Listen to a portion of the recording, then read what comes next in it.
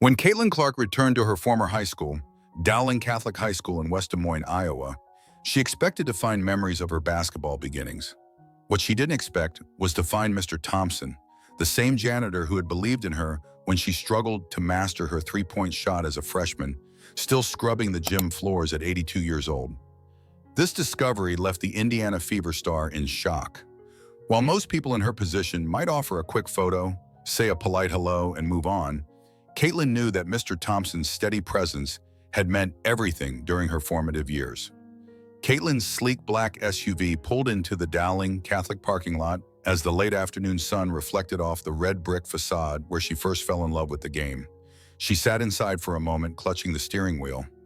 "Are you sure you want to do this?" asked Jordan, her assistant. Caitlin nodded.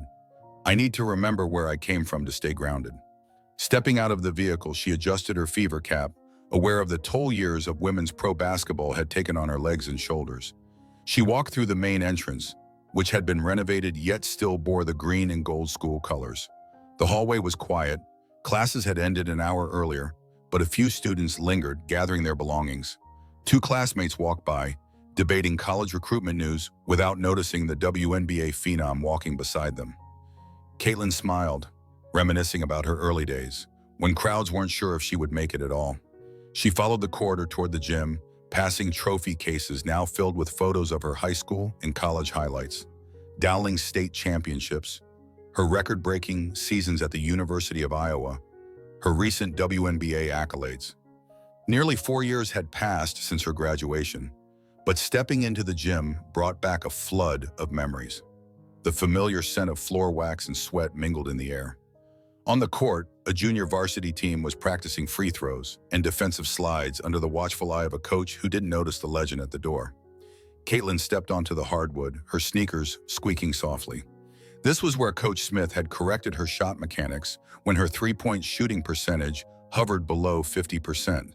This was the very floor where she stayed extra hours, practicing under a single overhead light, refining her release until her arms trembled. She lost herself in thought until something caught her eye. An elderly man methodically pushing a mop along the sideline. His movements were deliberate, each corner of the court carefully attended to. He wore a faded Dowling Catholic polo shirt and well-worn khakis. "Excuse me," Caitlin said, approaching him. The man looked up, squinting through thick glasses. "The JV practice isn't over yet, ma'am," he replied softly. "I'm just visiting. Caitlin Clark, class of 2020, Caitlin said, extending her hand. The janitor paused, then his eyes widened. "Clark? Caitlin Clark?" Mr. Thompson whispered, setting down his mop. "My eyes aren't what they used to be," he muttered as he shook her hand. Instead of letting go, Caitlin enveloped him in a hug.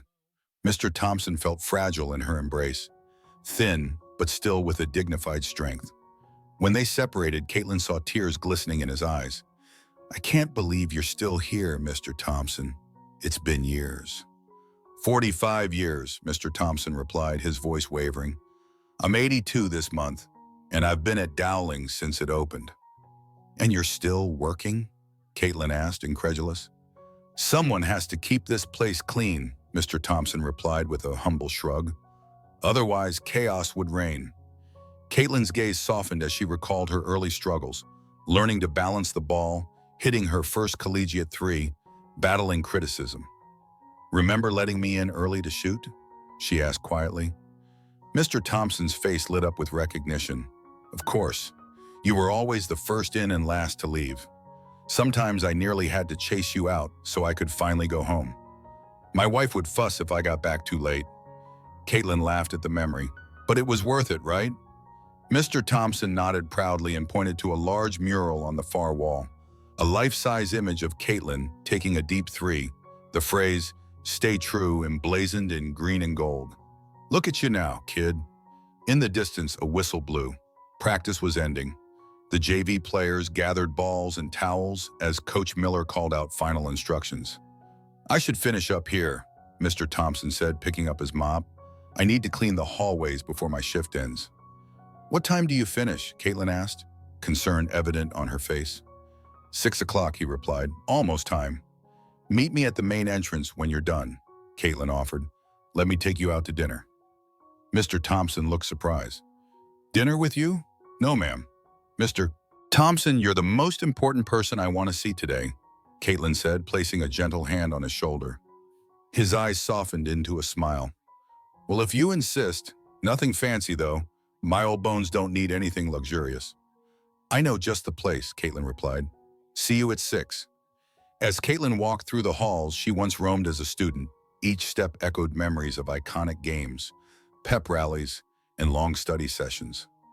Mr. Thompson had always seemed older back then, but now at 82 still working, something about that felt wrong. She recalled her own journey, a shy freshman fighting for every shot, a senior shattering scoring records, a record-setting college guard, and now a WNBA draft pick. She vowed she would ensure Mr. Thompson's final years were filled with purpose and respect. Precisely at 6, Caitlin stood near the main entrance, having postponed a media interview and delayed her flight home to Indiana. The hall was nearly empty under the glow of overhead lights. Around 6:05, the doors opened and Mr. Thompson emerged, wearing a button-down shirt and khaki pants that hung loosely on his slender frame. He paused at the threshold, adjusting his glasses before walking toward her. Sorry to keep you waiting, Mr. Thompson said. Principal Gonzalez insisted on talking when he saw me dressed. No worries, Caitlin replied. My ride's outside. Mr. Thompson's eyes widened as he saw Caitlin's sleek SUV. That's fancy. The nicest car I've ever been in was my son's old pickup.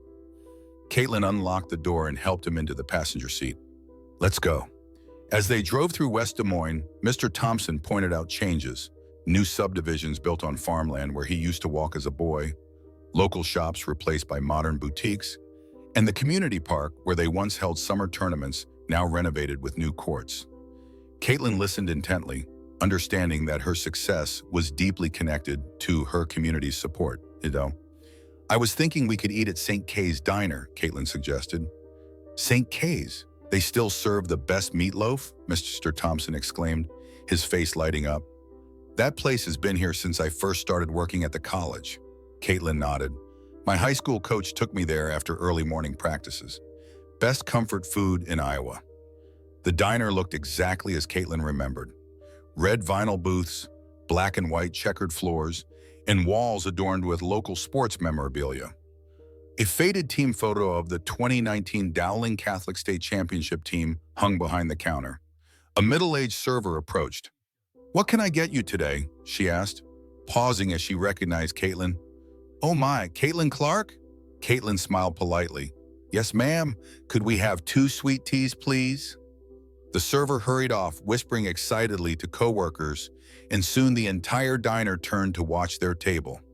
Sorry about that, Caitlin said to Mr. Thompson. He chuckled. Must be strange to be recognized everywhere. You get used to it, Caitlin replied softly. But I want to hear about you. How are you still here after all these years? Mr. Thompson rested his hands on the table.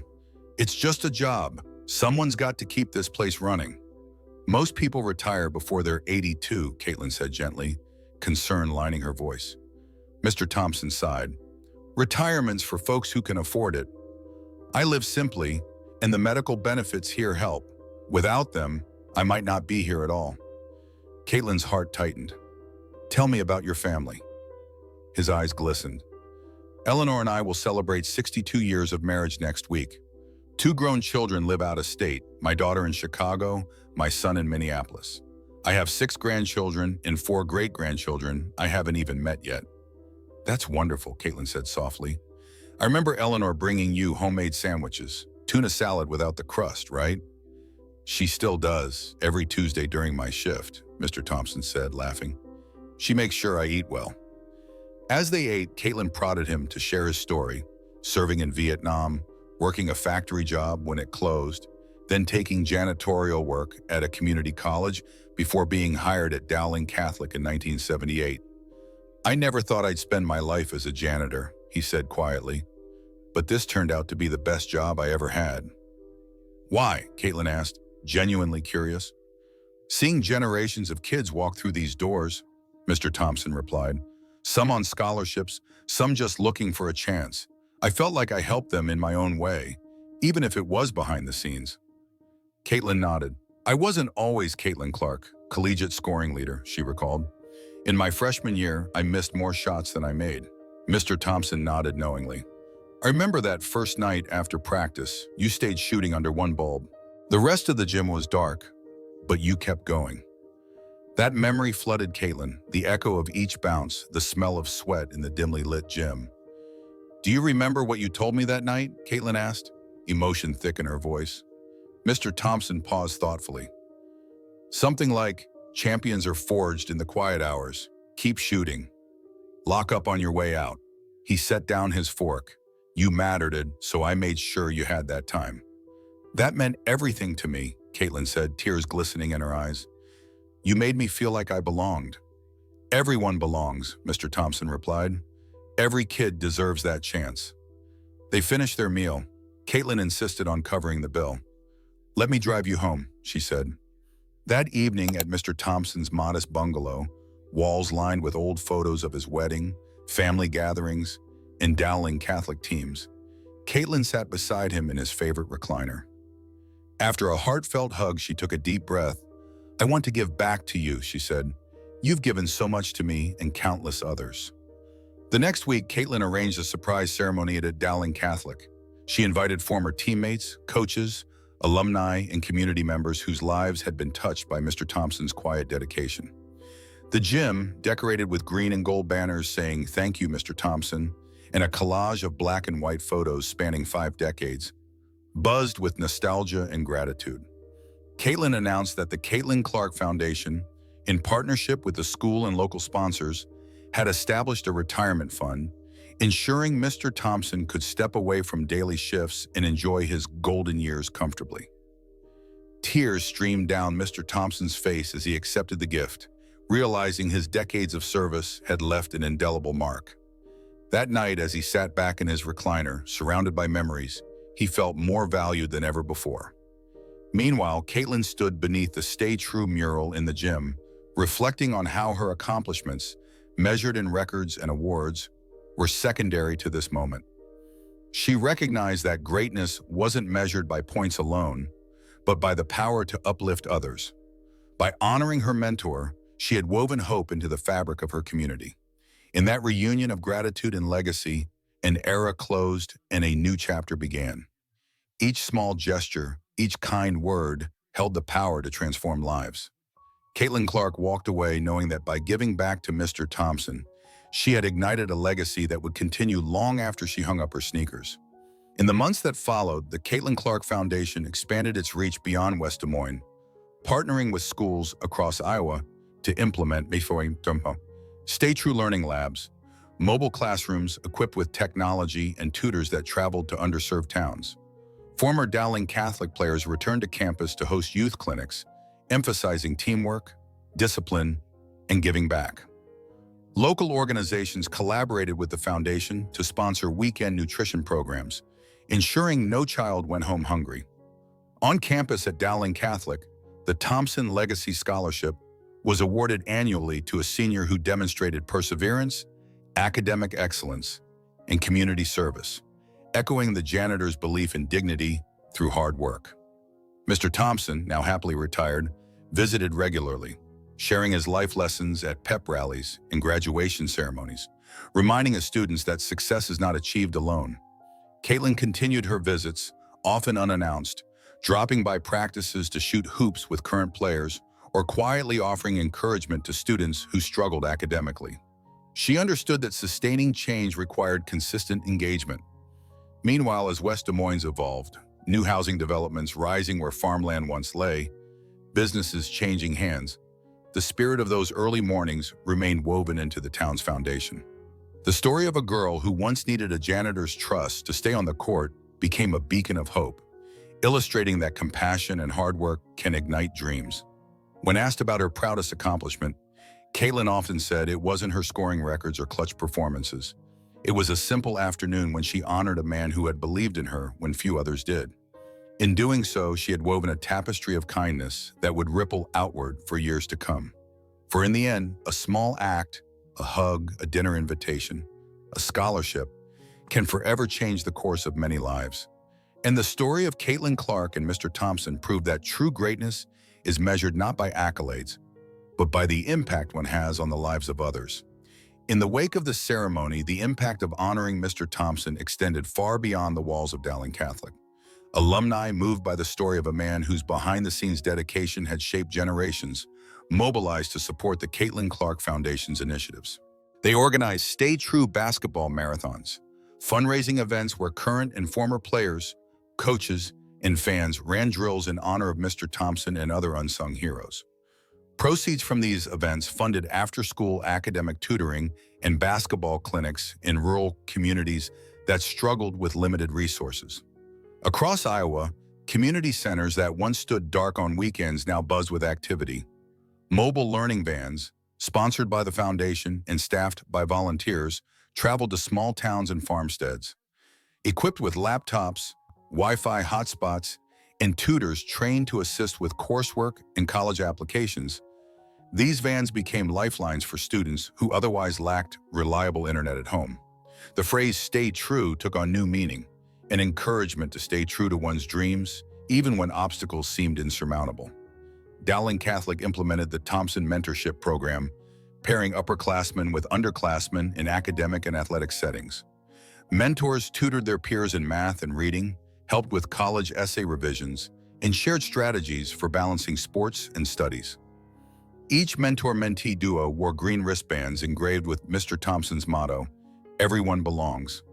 At monthly meetings, Mr. Thompson himself delivered brief speeches, reminding students that resilience often began long before the final buzzer sounded. The foundation's scholarship arm expanded, offering competitive grants to students pursuing careers in education, social work, and community outreach, professions inspired by Mr. Thompson's example. Recipients attended leadership workshops, received laptops for remote learning, and joined summer internships focused on nonprofit operations. Caitlin attended award luncheons, speaking candidly about how a janitor believed in her before any of her three-point records existed. In Des Moines, local media featured multi-part segments highlighting families positively affected by the foundation. One story followed a student from a single-parent household who once skipped practice because he couldn't afford gas money. Thanks to a foundation grant that covered transportation costs and equipment fees, he not only returned to the court, but earned a college scholarship to play at a Division II school. Another segment spotlighted a rural family whose children used the mobile learning van to study during a blizzard when schools closed for days. Teachers and parents testified that after-school tutoring boosted grades and confidence, transforming futures. Every spring, Caitlin returned to Dowling Catholic to host an alumni versus current roster exhibition game. Before tip-off, she presented Mr. Thompson with the Heart of the Program Award, an engraved trophy acknowledging his decades of service. He accepted with his trademark modest smile, reminding the crowd that the game mattered, but so did the people who battled alongside them in quieter ways. As he spoke, the gym fell silent. Even the JV players watched in awe. Meanwhile, Mr. Thompson spent his retirement volunteering at local shelters, delivering meals through community kitchens, and mentoring younger custodial staff at the high school. He never sought the spotlight, but cameras often found him sharing a laugh with students or offering a high five to someone recovering from an injury. His connection to Caitlin remained strong. She continued to send holiday cards, new equipment for the gym, and invitations to special events. Their bond, forged in a silent gym under a single bulb, became a testament to loyalty and gratitude. In universities across the nation, educators cited the Caitlin Clark Foundation as a model for athlete-driven philanthropy. Research papers examined the foundation's impact on student retention and community engagement. The foundation partnered with state education boards to integrate mentoring programs into rural school systems, demonstrating that the power of one-to-one relationships could uplift entire regions. Years later, when Caitlin stood on the court at Carver Hawkeye Arena receiving national awards, she often and in every new dawn, the echo of "Stay True" serves as a reminder that one kind soul can ignite a world of possibility.